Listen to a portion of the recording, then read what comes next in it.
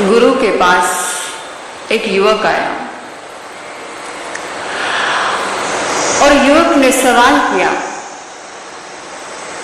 और सवाल ये किया कि गुरुदेव, मुझे जीवन को सुंदर बनाना है तो क्या करूं? जीवन को सुंदर बनाना है तो क्या करूं? सवाल बड़ा सुंदर है, सवाल बड़ा प्यारा है, सवाल बड़ा सार्थक है। आपसे एक बात कहना चाहती हूं, एक बात हमेशा ध्यान रखना कि अगर कभी गुरुओं के सामने, कभी ज्ञानियों के सामने, कभी महापुरुषों के सामने, कभी संतों के सामने अगर सवाल पूछने का मौका मिले, अगर आपको सवाल पूछने का कभी मौका मिल जाए तो सार्थक सवाल करना, सार्थक सवाल करना, जीवंत सवाल करना, जिसमें कोई प्राण हो ऐसा सवाल करना, और सवाल ऐसा करना कि गुरुदेव, हे प्रभु, मुझे क्रोध बहुत आता है। सवाल कैसा करना? जीवंत सवाल करना कि मुझे क्रोध बहुत आता है, मैं अपने क्रोध पर काबू पाने के लिए क्या करूं? प्राण वाला सवाल करना, अच्छा सवाल करना, और सवाल ऐसा करना कि गुरुदेव, मुझे लोभ बहुत दौड़ाता है, मैं लोभ पर काबू पाने के लिए क्या करूं? अगर कोई सवाल करना है तो सवाल ऐसा करना, प्राण वाला सवाल करना, और सवाल ऐसा करना कि मुझे काम बहुत सताता है, मुझे काम बहुत सताता है, मैं काम को काबू पाने के लिए क्या करूं? कोई सार्थक सवाल करना जिससे तुम्हारा जीवन बदल जाए, ऐसा सवाल करना कि मुझे अहंकार बहुत परेशान करता है, मैं अहंकार पर काबू पाने के लिए क्या करूं? बहुत सारे लोग ज्ञानियों के पास आकर के, महापुरुषों के पास आकर के, संतों के पास आकर के, अधिकतर लोग मुर्दा सवाल करते हैं जिसका कोई मतलब नहीं है, जिससे उनका कोई जीवन नहीं बदलने वाला। बहुत सारे लोग जिसमें कोई प्राण ही नहीं है ऐसा सवाल करते हैं, जिसमें कोई प्राण नहीं वो मुर्दा सवाल है। ऐसा सवाल मत कीजिए। देखिए, हम कैसे सवाल करते हैं जिससे हमारा जीवन बदल ही नहीं रहा है। अब एक बहन संत के पास आई और उस बहन ने प्रश्न किया कि गुरुदेव, 15 अगस्त कब आता है? क्या प्रश्न किया कि गुरुदेव 15 अगस्त कब आता है? अब गुरु ने भी कह दिया 26 नवंबर को। ये मुर्दा सवाल है, ऐसा प्रश्न मत कीजिए। अगर आप बस स्टैंड पर जाकर के किसी से पूछोगे कि भाई साहब, ये 12 बजे वाली गाड़ी कितने बजे आती है? बस स्टैंड पर जाकर के अगर आप किसी से जाकर के पूछते हो कि भाई साहब, ये 12 बजे वाली गाड़ी कितने बजे आती है, वो भाई क्या बोलेगा? तुम्हारा दिमाग तो ठीक है, तुम बेवकूफ हो, तुम पागल हो, अरे 12 बजे वाली गाड़ी तो 12 बजे ही आती है। तो जीवंत सवाल करिए, मुर्दा सवाल मत करिए। इससे आपका कोई जीवन बदलने वाला नहीं है, इससे आपके जीवन में कोई परिवर्तन आने वाला नहीं है। गुरु के पास युवक आया। अब युवक ने प्रश्न किया कि गुरुदेव, जिस पृथ्वी पे हम रहते हैं उस पृथ्वी के नीचे क्या है? कैसे कैसे प्रश्न करते हैं हम। जिस पृथ्वी पर हम रहते हैं इस पृथ्वी के नीचे क्या है? अब गुरु ने उत्तर में कहा, नरक। फिर उस युवक ने प्रश्न किया, फिर उस युवक ने सवाल किया कि गुरुदेव नरक के नीचे क्या है? फिर गुरु ने उत्तर में कहा कि निगोद। फिर उस युवक ने सवाल किया, गुरुदेव निगोद के नीचे क्या है? क्या पूछा कि निगोद के नीचे कितनी जगह खाली है? अब संत से रहा नहीं गया। संत ने कहा, क्यों, तुझे कोई फ्लैट वगैरह बनाना है क्या वहां पर?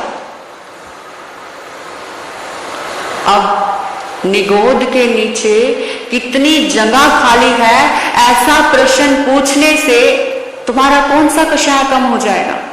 निगोद के नीचे कितनी जगह खाली है, ऐसा प्रश्न पूछने से कौन सा काम, मोह, क्रोध आपका कम हो जाएगा? ऐसा प्रश्न पूछने से तुम्हारा कौन सा जीवन बदलने वाला है? कुछ नहीं होने वाला, कुछ नहीं बदलने वाला। इसलिए कहा जीवंत प्रश्न करो, जिससे तुम्हारा जीवन बदल जाए, जिससे तुम्हारा कषाय कम हो जाए, जिससे तुम्हारे जीवन में परिवर्तन आ जाए, जिससे तुम्हारा पुण्य बढ़ जाए। ऐसा कोई प्रश्न करो जिससे तुम इस भाव से पार हो जाओ, जिससे तुम्हारी ये गति अच्छी हो जाए, ये गति अच्छी होते होते अगली गति भी अच्छी हो जाए। ऐसा कोई प्रश्न कीजिए। अब गुरु से सवाल किया था युवक ने कि जीवन को सुंदर बनाना है तो क्या करूं? तो गुरु ने कहा, कुछ मत करना, एक ही काम करना, अपनी भूल को करो कबूल, अपनी भूल को करो कबूल, मन में ना रखो कोई शूल। अपनी भूल को करो कबूल, मन में ना रखो कोई शूल। दूसरों से हो जाए कोई भूल और उसे जाओ भूल, तो जीवन हो जाएगा ब्यूटीफुल। कुछ मत करना, सिर्फ अपनी भूलों को स्वीकार कर लो।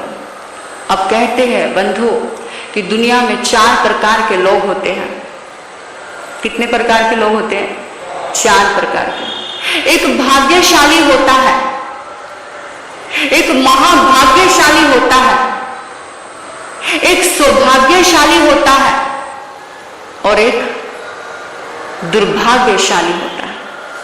अब हम इन्हें यूं परिभाषित करेंगे कि जिसके पास में धन होता है तो वो कौन होता है?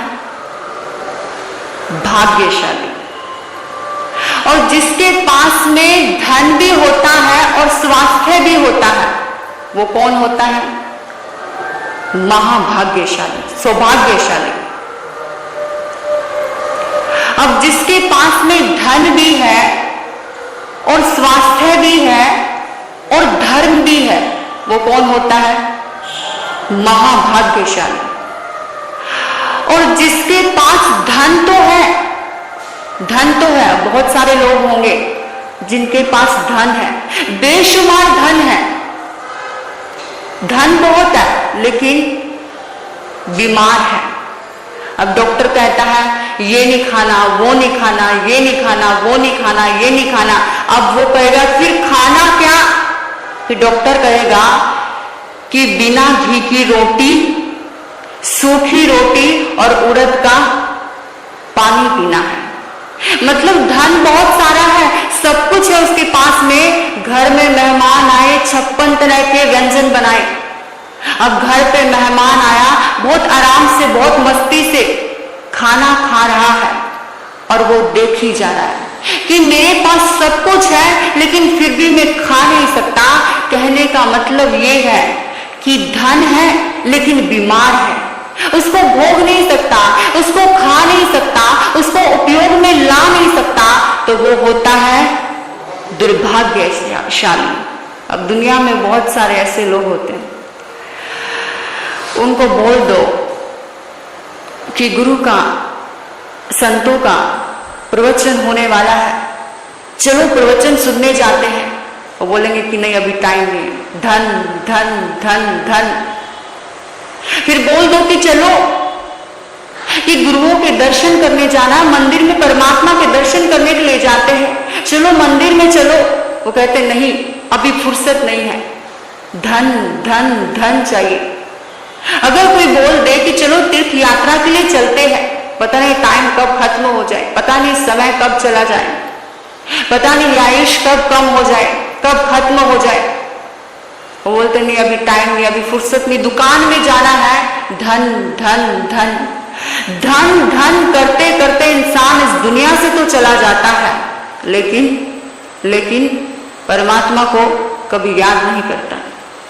अब बड़े अफसोस के साथ पुत्र को बोलना पड़ता है कि मेरा पुत्र, मेरा पिताजी धन धन धन करते करते निधान तो हो गया, लेकिन परमात्मा का नाम नहीं लिया।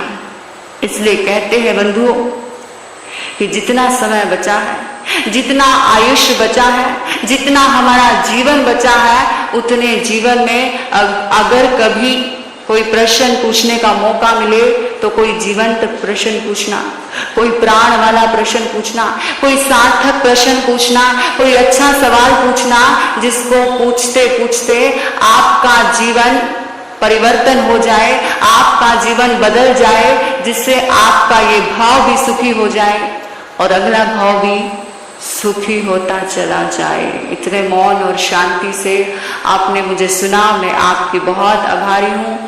अंत में आपके भीतर बैठे परमात्मा को वंदन करती हूँ। ओम शांति।